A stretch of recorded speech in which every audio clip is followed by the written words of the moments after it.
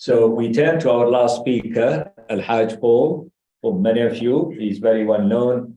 Elhag has done, he contributed last in October 2021 to the Sustainable Peace. In that book, he wrote an excellent article, like the others. And also Elhag has been, he's a social worker, critic, commentator, as well as a supporter. He is now becoming a trustee of the Sudanese Programme. We are very glad to have him on board with us.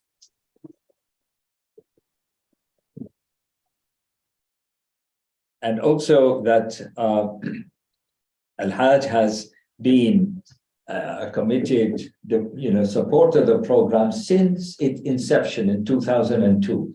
So it's been really not 20 years. He and Rosemary and the two lovely girls, and their two lovely girls, have been continuously coming to our events and supporting us. And Elhag, it's a last minute, he agreed very kindly. And I asked Elhag whether he could give us something on the election, and we're very glad he said yes. So here he is. I hand you to him, and he's going to speak for about half an hour. Thank you. Thank you.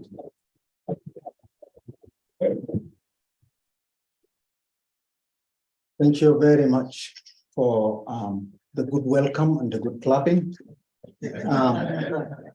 I am not one of the young people who is well versed with technology, so I stick to my old-fashioned things of writing notes with my own hands and relying on that.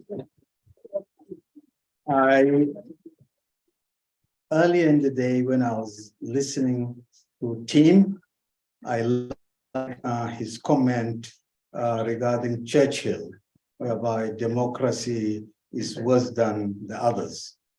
And this is, I wish that was the truth. I wouldn't be standing here, because democracy brought us the chaos of election, and it has become one of the most important things for gauging whether a country is democratic or it's not. I believe that the Athenians or the Greeks this virus on us, and it is a big issue for us. Okay, this is a personal reflection, and it is centered within the African context of democracy and what the Africans do currently in our global system. And I start by saying, on the 25th of May, 2013, during the celebration of the Golden Jubilee of the Organization of African Unity, stroke African Unity at the moment, they declared Agenda 2063 that intended to attain Pan-African vision of an integrated, prosperous, and peaceful Africa, driven by its own citizens, representing a dynamic force in the international area. That's from the word vision, all that is in between quotes. In line with this declaration, the African Union set up a Department of Democracy, Law, and Human Rights, which envisions a continent in which there is a universal culture of good governance, democratic values, gender equality, and respect for human rights, justice, and the rule of law. So it is within this backdrop that the African Union stipulated that military coups in Africa will not be accepted and recognized. Gaining power has to be through elections. Since 2013, AU has faced some challenges in this declaration, and military coups notably took place in 4 countries: Mali, Sudan, Guinea, Bissau, and Burkina Faso. Although these coups were condemned internationally, and African Union exerted a lot of pressure for the coup makers to give up power, it did not yield any fruits, and the coup makers are in power as I speak. This obviously is a drawback to the AU's laid down principles. However, many countries in Africa seem to follow the principle of Agenda 2063. As I'm going to talk about elections in South Sudan, and South Sudan has been spoken about largely here, I don't need to describe it. I'm going to restrict myself to the East African region because South Sudan falls within this region, and it is also a member of East African Community, which also promotes democracy and elections. Recent elections in Uganda in 2021 and in Kenya in 2022 recently do not inspire confidence that the process is helpful in addressing the issues of governance in the region, and this includes South Sudan. What is lacking is true democracy. Uganda likes to call itself a democracy. However, its history of elections is marred with violence and abuse of security services. President Yoweri Museveni has for years stolen elections in violence against his opponents, such as Dr. Kiza Besigye, who eventually has decided to throw the towel in and back off. And recently, the young musician Robert Chagulani, who opposed the regime through music, and he built a personality and became the main opposition leader in Uganda. The elections in Uganda was sad. The last election in Uganda was very sad because you cannot hold genuine, free and fair elections under an autocracy. The people in power who call themselves Democrats, they are not Democrats at all, because they control the entire state apparatus and they put their own people in all the institutions that matter, that will promote democracy, will promote elections. And so what we saw in Uganda, whether it was in tele, some of you whether have seen them, I don't know, but I've personally seen how violent the Uganda People's Defense Force was and how violent the police force were in conducting their duties. For example, the oppositions, when holding rallies, a lot of obstacles is put before them. Either they pull out the card of COVID and they say, no gathering, no nothing, don't. But then the government in certain places then allow their supporters to pursue this process of gaining support and selling themselves. In Kenya also, differently from Uganda, Kenya is a more diplomatically, they present a very good picture, but the situation is the same. We have seen how the electronic systems that I've used were hacked, and the voter registers were not tallying up with the number of votes. And so there are a lot of inconsistencies, and they know very well that when they do this thing, if it is disputed, it's taken to the courts. Now, the court is packed up with their own supporters, and you know what the outcome for that would be. And so in both countries, stuffing of ballot boxes, intimidations were used without shame. it is important to note that both countries are supporters of the regime in Juba. So you can make up your mind in terms of what Juba can get in support.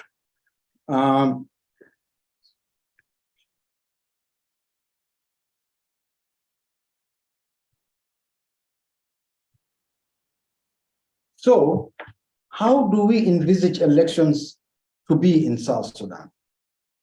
First of all, the Juba regime is a brutal autocracy, tribal autocracy. And I wish you put that clearly in between quotes. It's a tribal autocracy. Okay. Now, in a tribal autocracy, and the country has no infrastructure. We are a newly independent country as of 2011. It's only 11 years down the line. We do not have the infrastructure for elections. The election laws are all created in favor of the ruling party. And I'll give you an example. If you want to register for a party, you are told that you must have 5,000 from each region in South Sudan, 5,000 members. That alone bars a lot of people and only leaves those in power. Kir and Riek can do that because they've got militaries and they've got people and they can produce that. But if any other person who's liked by the people and can sell themselves will not find it easy to contest, and therefore they are ruled out. So the legislation itself rules people out and restricts power within a certain group of people. Now, the other important things is that, as I said, there are no infrastructure. There is no freedom of speech in South Sudan. You have seen how many journalists have been gunned down. You've seen how many journalists have been taken to Blue House.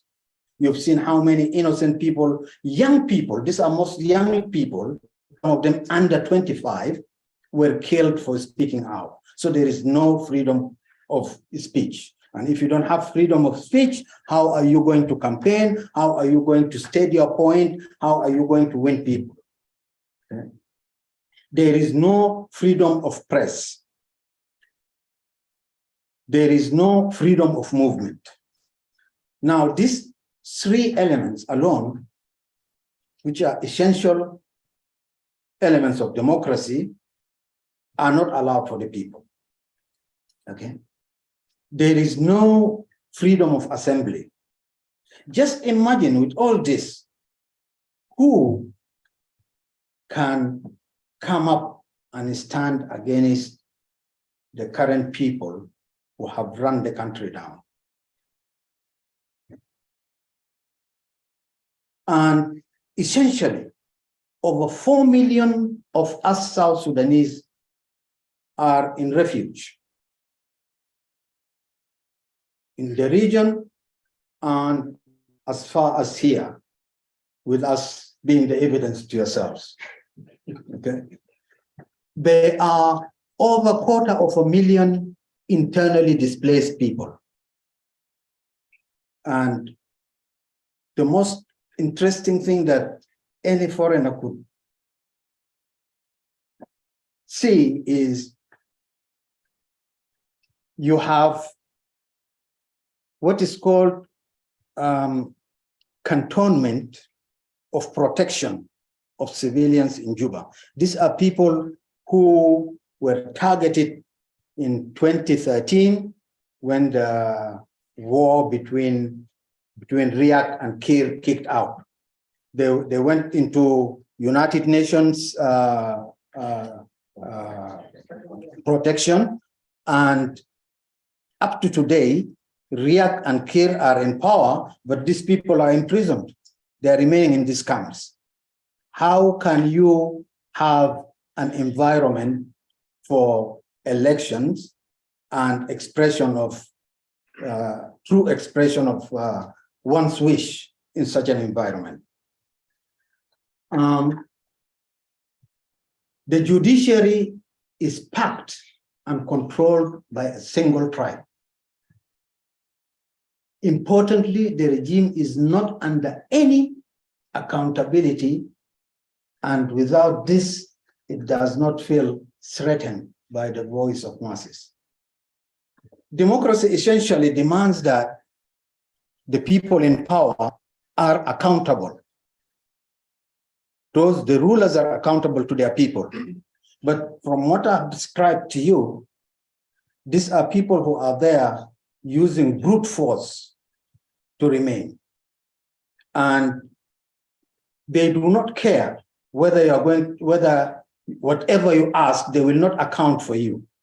So holding an election is not going to be something that they will take serious, because there's no threat of losing your political position, whether you are an MP or whether you are a governor. There is no threat, because the president alone single-handedly nominated the 550 members of the parliament.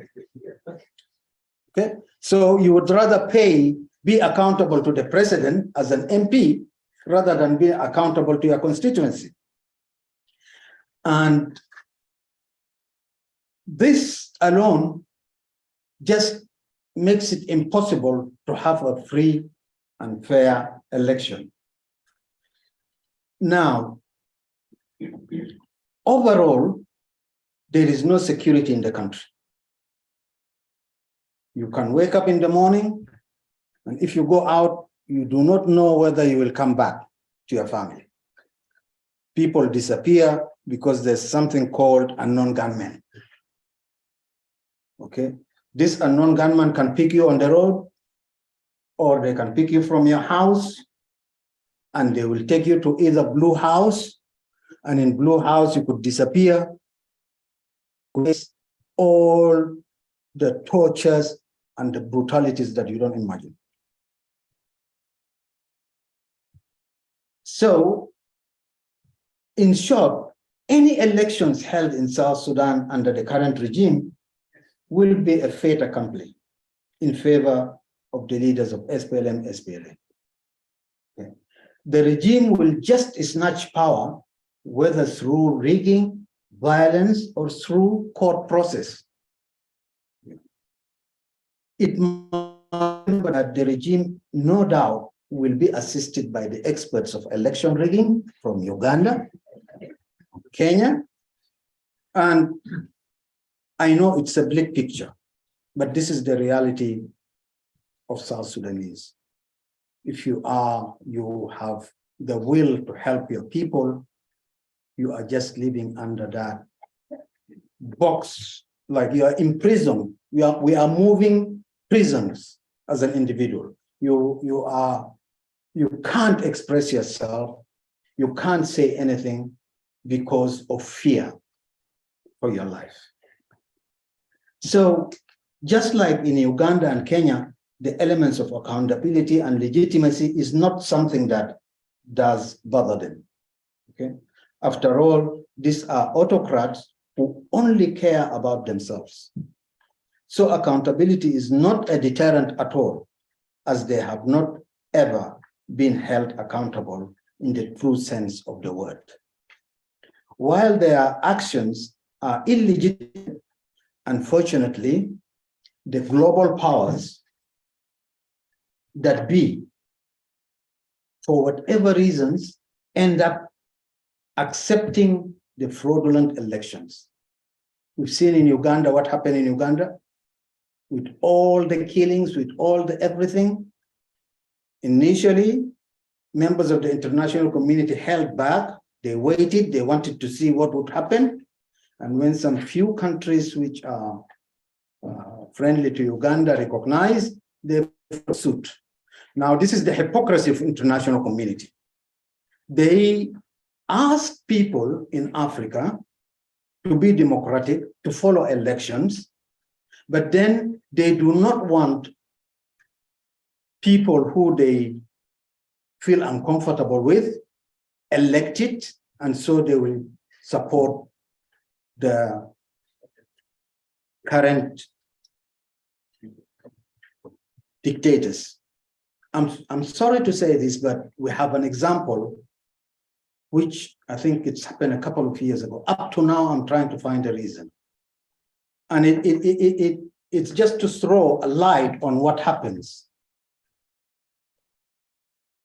There was, in Palestine, everybody cried for democracy.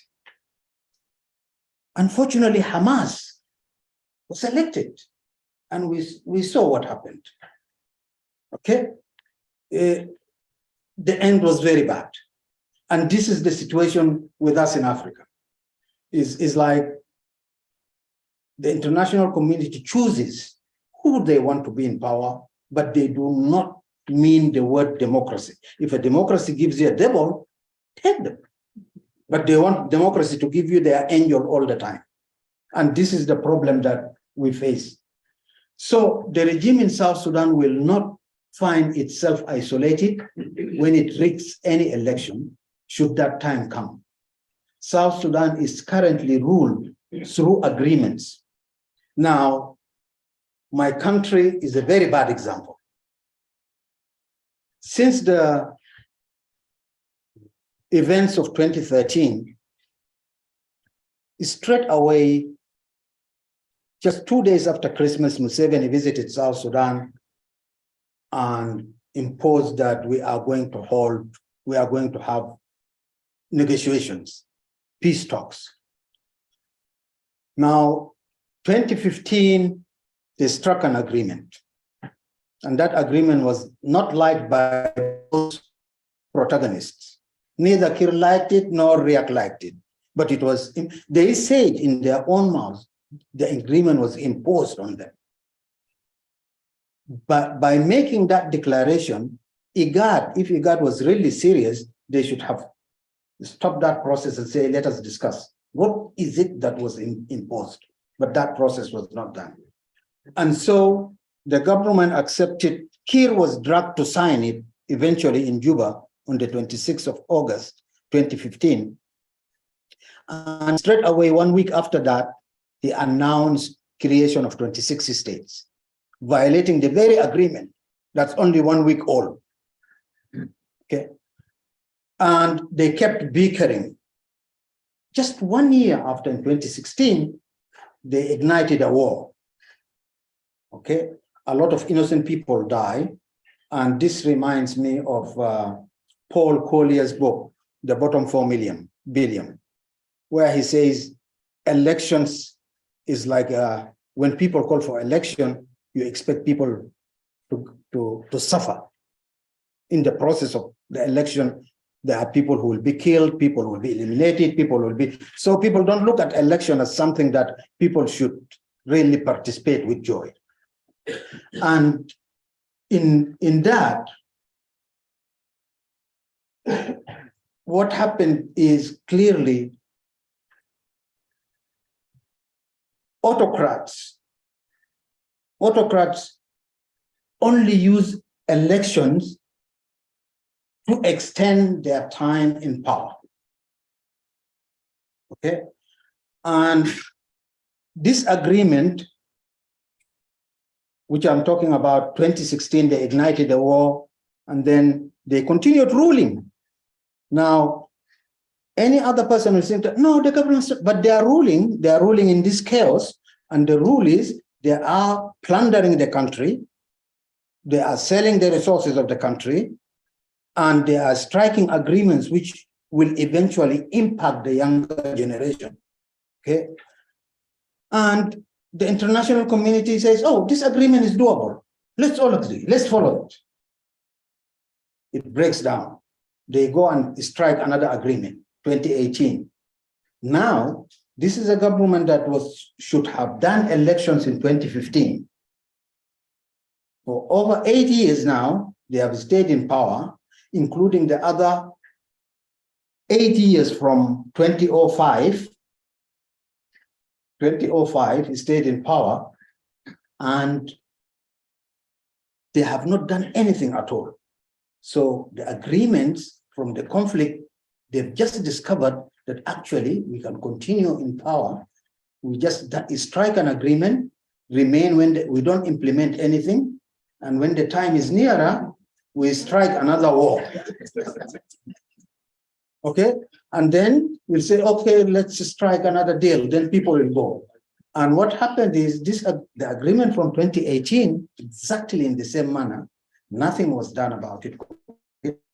They sat for 2 years doing nothing, then they realized, oh, we needed to have implemented A, B, C, but the time has gone out. We now need extension of this our period in power to do elections in 2025.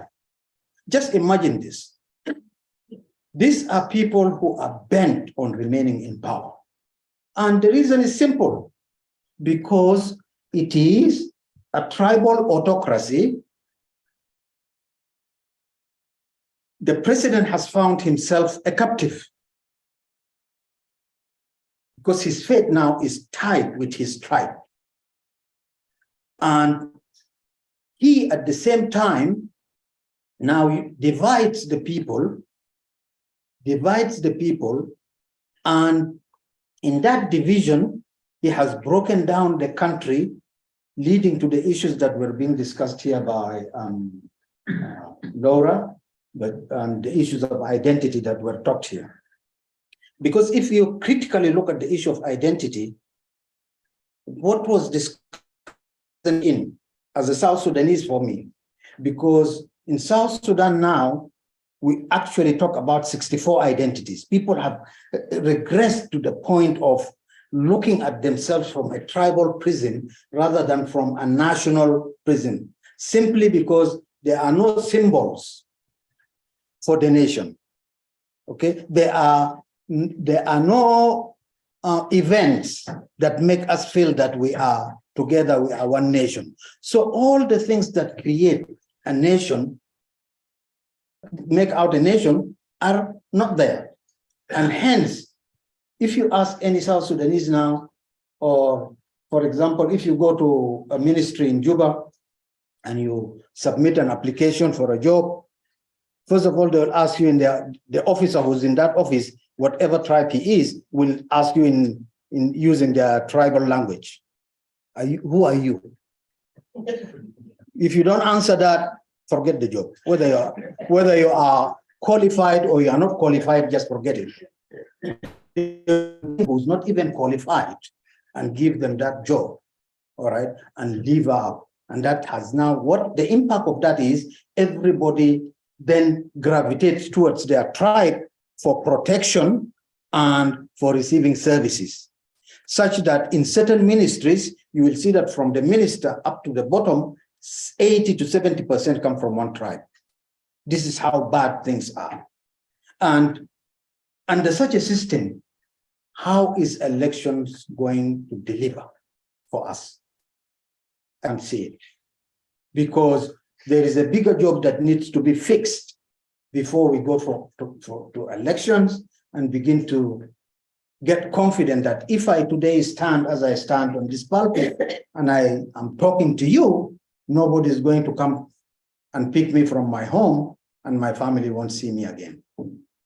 So any elections that is done in South Sudan is just going to confirm the current people in power, confirm them in their places, and the struggle will continue.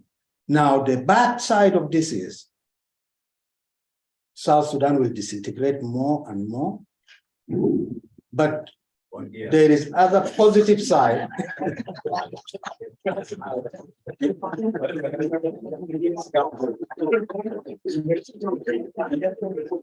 You know, let's go.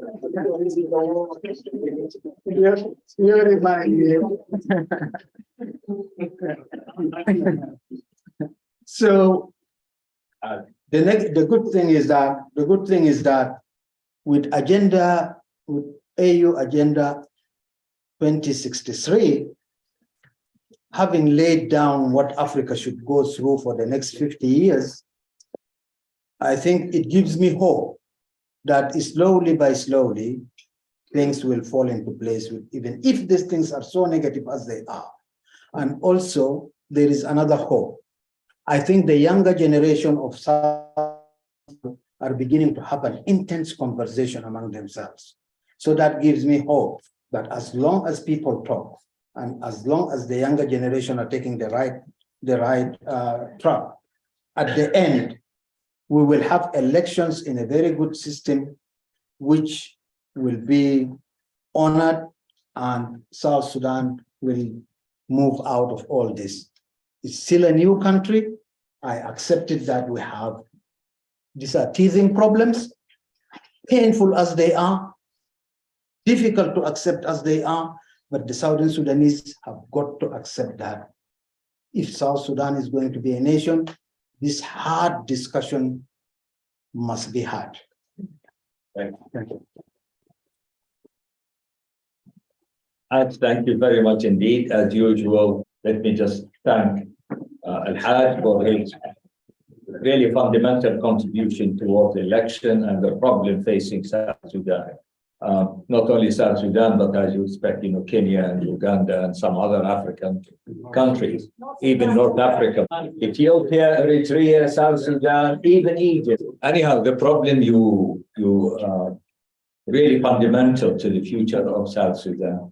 And you've done that extremely well, and we are very grateful for your contribution. Now, Richard, I leave you say we could take another 5 minutes, so you could, direct the participant if they want to ask any question. Thank you, Ahmed. Taj Al-Khazin has had his hand up.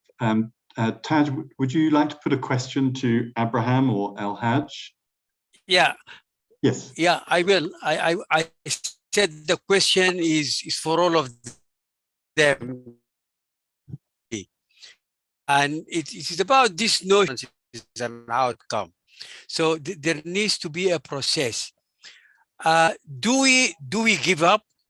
And I said the example of 5 days of consultations that I led in South Sudan on the issues of water. And I'm still sitting here, nobody arrested me, nobody beat me up. I think the entry point and the modality of doing things has a lot to do with it.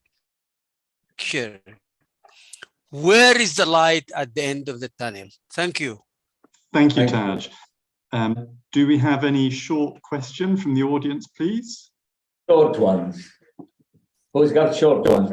Victor? I'm Victor Joseph. My question is related to the first speaker, actually, but a reflection for all of us, because that speaker, Richard Martin, did mention the issue about what is the way forward and what do we think. I think her conclusion and presentation of where we are with the peace agreement is very clear.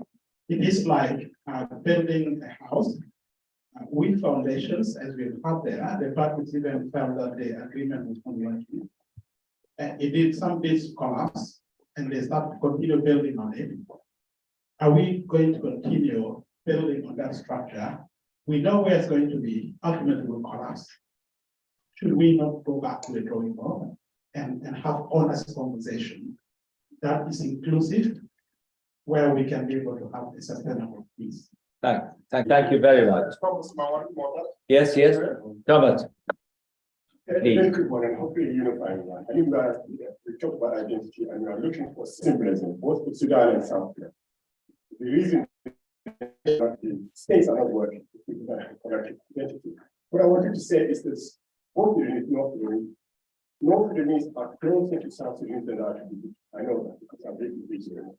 And we are closer to the North Sudanese than we are to the East. There is something that identifies both Sudan. It doesn't mean that the two countries must exist. They have to exist now. It's too late to unite. But there are things that we can take that can unify both people, the South Sudanese and the North Sudanese. I'll just give you a small anecdote. We used to travel from Egypt as a student, going to South Sudan. We go and we take boats to Juba or trains to Wow. And there was a large group of South Sudanese. And at that time, Sudan was a beautiful country. Europeans would go and fly to Cairo, see the old ruins, and then through the desert in Sudan by train. And then they would go all the way to South Sudan and then cross the border to go to Kenya to see the wildlife. So we had this young Australian with us, and we were a group of South Sudanese going back to South Sudan from Egypt. And we just back him all the way. We never allowed him to buy anything. And he said, what is this? Then the South Sudanese said, you know, in Sudan, you will spend when you cross the border into Kenya. But Critic, we said you have visited Sudan in 1963. And he was accompanied by the Sudanese leader. They went to Desir, which was the Sudanese were showing off the beautiful Desir project. And then on their way back to Khartoum, they stopped at Hasahisa. The Sudanese prime minister said to the communist leader, let's stop here because someone has just died, let's give him some respect. So they went and visited this place, and this place was crowded. But as the guests were leaving, everybody was throwing money in a basket. And so the Sudanese prime minister did the same, a creature of our politeness, did the same as well. So when they got back into the car and driving back to Khartoum, Critic turned to the Sudanese prime minister and said, what was that whole thing the money was for? And he said, oh, there are a lot of people who travel from very long distant villages just to come to give respect. These people okay, sorry. We have some questions online. Sorry. Yeah, they don't even have transport to get back to their villages. So people are collecting money so that these people take the money back to the transport. And Khrushchev said, this is communism. This is socialism. This is what we've been trying to explain to the Russians all these years. Thank you. Thank you. There have been a couple of questions put in online. One was from Noor Laik, who has joined the conference from India, but is also a researcher in Oxford. And she asked, this is a question perhaps open to any of the speakers who are still present, can local peace initiatives survive? Thinking about the role of traditional or traditional authorities and non-state actors. That was a question from Noor, and then a question from Rita, particularly to Abraham and Elhag. What would be a game changer for elections? And I'm going to use this chance to add a question from myself before passing it to the two speakers who have just spoken now.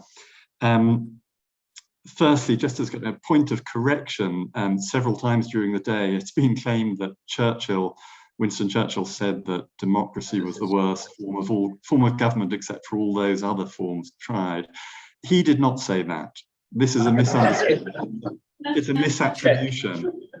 That you can feel free to check that on the internet.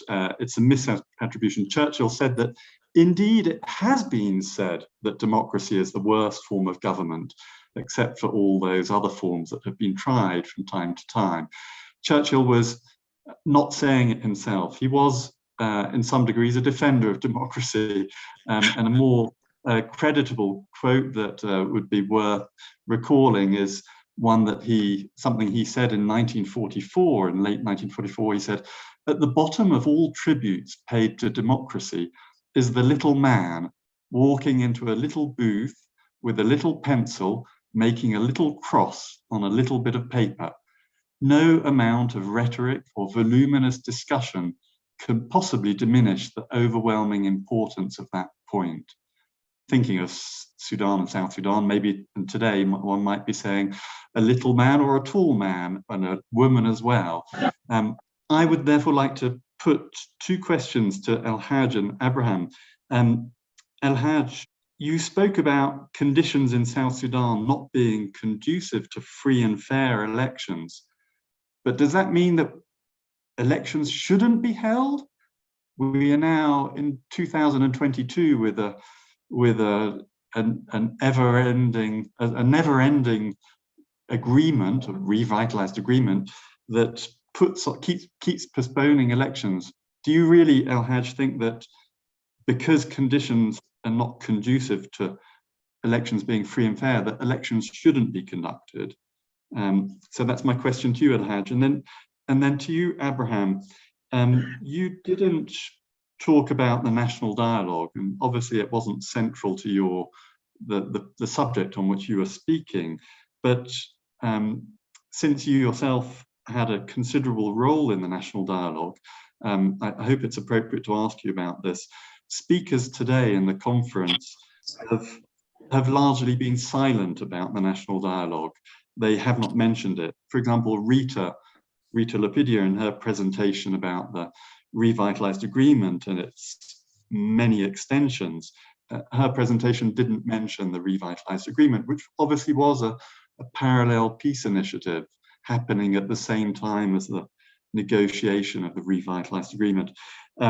Justin Tata, one of the online audience, said, oh, since it's clear that the revitalized agreement is heading down the drain. So to you, Abraham, since you took part in the national dialogue, and the national dialogue, do you think that it had strengths that remain valid today compared with the revitalized agreement?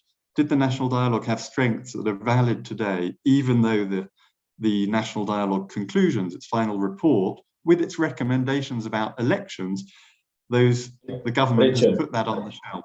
Over to you, Abraham. Thank you. Thank you, Richard. Okay, Abraham, go ahead. Answer Richard, please. Well, thank you very much. I will not be long. I'm connecting through my phone now. My computer is gone.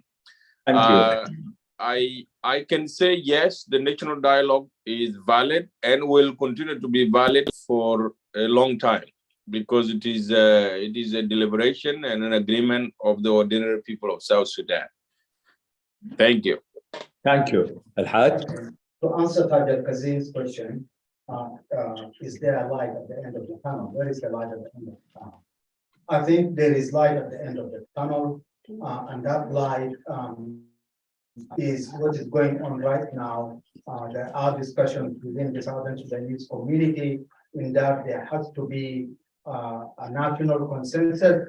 All the South Sudanese people should come together and address their problem without interference of others, because it is the interference of others that has made peace very difficult. And I think with this going on, this provides a chance for people to talk.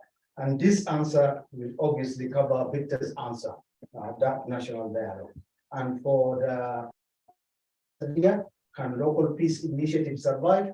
Yes, it can. And we had an example in that in 1999, there was a peace talks held in a place called Jonglei, which brought the Nuer and the Dinka together, but unfortunately this was violated after 14 years. But still, it shows that if it would hold for 14 years, South Sudanese can do that. Right. And there are also. But very quickly. Okay. What would be a game changer for election? A game changer for election is that people of South Sudan come to a table, talk about their problem, put in place everything that we all agree, in a sense like it should be a contract, social contract among the South Sudanese people. And for Barltrop, no, does that mean election should not be held? I think at the moment, the environment is not conducive for elections. The environment demands that people talk and decide on to bring a transitional government that is acceptable to all the people of South Sudan. And after that, election should be held. Otherwise, if it is held in this environment, chaos will continue. Thank you very much. Thank you very much indeed for coming and participating in this, as you may have heard and seen either on the television, on the screen, or in person, how important the topics of this conference have been. Very current and very topical and very extremely important for the future of South Sudan. And just to finish, there is one person, our team from Manchester, from Leeds. We are very grateful that you came and participated, but so to say, the rundown of the whole group of the community in North in Yorkshire. You feel like the name. Thank you. Thank you, Dr. Al-Shahi. I just want to register these thanks to the Sudan and South Sudan Programme, who has been doing a wonderful job to the two countries. First, they were doing it when we were one country, and now they are expanded it into the two countries. It is really a great effort they are doing, and we need to congratulate them for their service and to also to thank them for their service, because they can bring us like this in a panel to discuss our own issues. And the conference of today, it is people coming together to debate, to talk, to share ideas for the good of our country.